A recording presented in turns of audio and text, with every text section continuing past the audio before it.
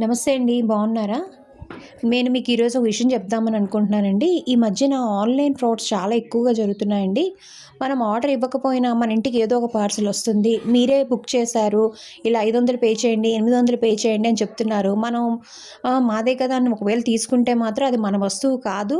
ఎవరో కావాలనే ఇది చేస్తున్నారు. ఎందుకంటే మనం బుక్ చేస్తే మనకి తెలుస్తుంది. మనకు ఓటీపీయో ఏదో ఒకటి తెలుస్తది. కానీ ఏంటంటే, మనం ఏదో ఒక ఏమరపాటులో ఉండేటప్పుడు వస్తున్నాయి. మనం మాదే అని చెప్పి తీసేసుకుంటున్నాము. తీరా చూస్తే అది మనది కాదు. ఒక చిరిగిపోయిన చీరో మా ఎదురింటి వాళ్ళకి జరిగిందిది. ఒక షా ఏదో మీదేనండి అని చెప్తే ఆమె తీసుకుంది. తీరా చూస్తే అది కాదు. పట్టీలు అవి పాడైపోయినాయి. రూ. 700 కట్టింది. అలాగే ఒక ఆమె కూడా ఈ మధ్య జరుగుతుంది. ఫ్రీక్వెంట్‌గా జరుగుతుంది. ఈరోజు కూడా ఎవరిదో ఒక పార్సెల్ వచ్చింది. మీరు కట్టాలండి అని. వాళ్ళు పాపం ఆ ఇల్లు ఖాళీ చేసి సంవత్సరం అయింది. వాళ్ళకి ఆ పేరు మీద ఇంటికొచ్చింది. సో, చాలా జాగ్రత్త అండి. ప్రతి ఒక్కళ్ళు అలర్ట్‌గా ఉండండి.